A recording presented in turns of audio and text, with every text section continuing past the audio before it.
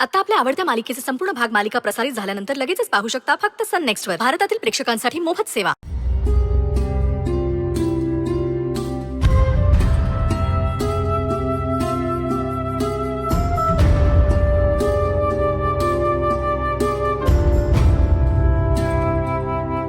अनु, आम्ही येऊ काय आत? या ना या. असं विचारताय काय? तुमचंच घर आहे, मी तर पाहुणी आहे या घरात. अगं नाही नाही, पाहुणी कशी? तू तर आमची आपली या घरचीच आहेस. खरं सांगू का अनु, तुला पाहिल्यापासून का नाही आपल्या जुन्या इतक्या छान छान आठवणी सगळ्या जाग्या झाल्यात म्हणून सांगू. तुला कसं सांगू ग, तुला तर काहीच आठवत नाही ना. हो काकू, झालंयच तसं, पण काय करणार, आहे त्या परिस्थितीत मार्ग काढायचा आणि पुढे जायचं. खरंच लई धीराची पोर आहेस ग तू.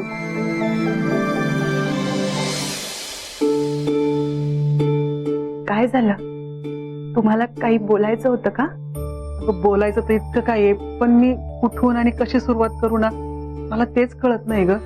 म्हणजे ओ काय करताय काकू, आजी काय करताय तुम्ही? नाही पोरी, खरंच गोष्टच अशी केलीस. काय केलंय मी? सावी आणि आदित्य बरोबर संसार करायचं ठरवलंस तू. हे सगळं सरूसाठीच करतेस ना? नाही नाही हो, हे सगळं मी माझ्या संसारासाठी करते.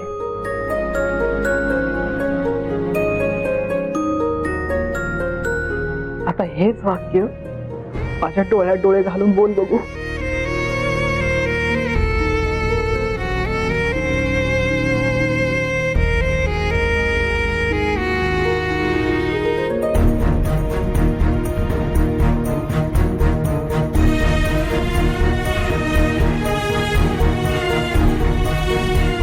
अनु, नकळतपणे अगं मी बोलून गेलो ग. की तुला सगळं आठवलं आणि तू सरूला सांगितलं की तू पण आदित्य बरोबर राहायला तयार आहेस. ती पण तिचं नवीन आयुष्य सुरू करेल, ती लग्नाला तयार होईल असं वाटलं ग आम्हाला. आणि हे सगळं ध्यानात ठेवूनच तू निर्णय घेतलास सरूच्या सुखासाठी, होय ना? नाही नाही, तसं काही नाहीये. भावनेच्या भरात आम्हाला हे कळलंच नाही ग. नकळतपणे तुझा आणि सावेचा माझ्या सरूच्या आयुष्यामध्ये अडथळा होतोय असा त्याचा अर्थ निघतोय. बघ ना, म्हणून तर तू आदित्य म्हणजे अंकित कसा आहे हे सगळं माहित असताना सुद्धा तू त्याच्याबरोबर राहण्याचा निर्णय घेतला. अनु, तुझे हे उपकार मी कसे फेडू सांग बरं. सुंदरीने माझ्यासाठी जे केलंय ना, त्याच्या पुढे हे सगळं खूप कमी आहे. पूर्वीही तिने माझ्यासाठी केलं असेल आणि आता मी डोळ्यांसमोर जे बघते ना, तेही खूप आहे. प्रत्येक वेळी सुंदरीने का त्याग करायचा गोष्टींचा? नाही, हे उपकार घेऊन मला नाही जगायचे. प्लीज मला सुंदरीसाठी करू द्या, प्लीज. नाही, आता आम्हाला आमची चूक कळली आणि आम्ही तुला आता हे चूक नाही करू देणार. अगं, माझ्या मुलीचं आयुष्य रांकी लागावं म्हणून मी तुझं आयुष्य नरक नाही करणार. मी आता सरूला सगळं काही सांगणार आहे, तू हा निर्णय का आणि कशासाठी घेतलायस ते. नाही नाही नाही, प्लीज प्लीज काकू, असं करू नका प्लीज. आणि बघा ना, माझी मेमरी जर परत आली ना, तरी सावी माझ्याकडे आदित्यला सोडून नाही येणार. आणि मी, आदित्य, सावी अशीच तर फॅमिली हवी आहे ना तिला. आदित्यने जर सावीला सांगितलं ना, तर सावी मला आई पण म्हणेल. आणि राहता राहिला प्रश्न मला त्रास देण्याचा. राहिले हो मी 6 वर्ष अंकित सोबत, त्यामुळे ना या सगळ्याची सवय झाली आहे.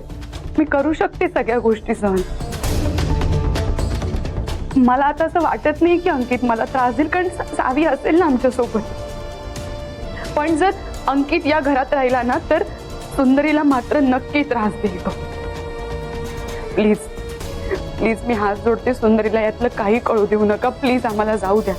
आम्ही जर इथून गेलो ना, तर आणि तरच सुंदरीचा मार्ग मोकळा होईल, ती आयुष्यात पुढे जाईल.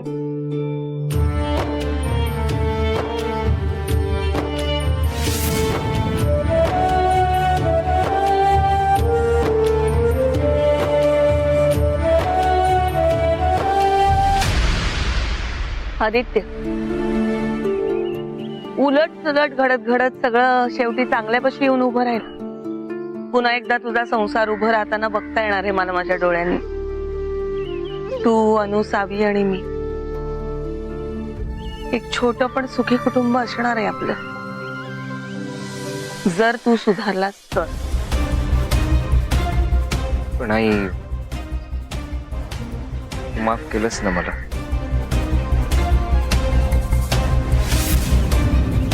फक्त सावीसाठी माफ करते मी तुला. पण मला एक लक्षात येत नाहीये, अनु अचानक अशा निर्णयावर कशी काय आली? ती तर ओरडत होती तुझ्यावर आल्यापासून, दूर हो म्हणत होती. मग काय झालं? माहित नाही, कदाचित तिला माझं खरं प्रेम दिसलं असेल. आणि शेवटी सावी आमचीच मुलगी आहे ना, आमचा बॉन्ड स्ट्रॉंग असणारच. बॉन्ड असा स्ट्रॉंग राहू दे.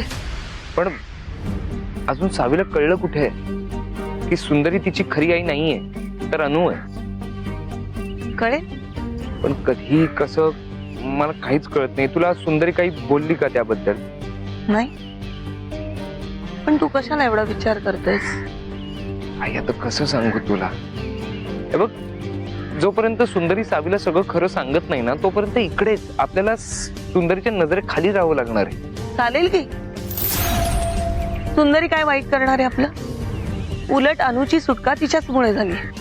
आणि काही दिवस ना नंतर सावीला घेऊन आपण तिघच राहूच की. आई, सुंदरीच्या मनात माझ्याविषयी प्रचंड राग आहे. तोच राग तिने जर सावीच्या मनात भरवला तर, सावी सुद्धा माझा तिरस्कार करायला लागली तर. तू असा विचार करू नकोस, असं काही होणार नाही.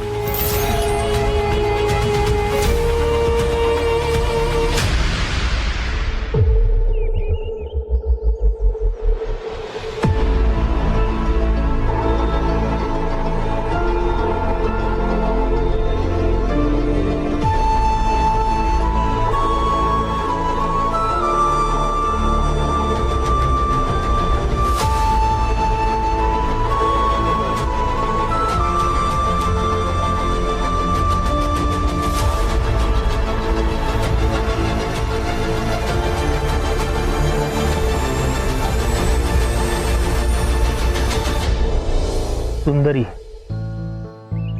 मला कळतंय आपल्या लोकांपासून लांब जाणं काय असतं.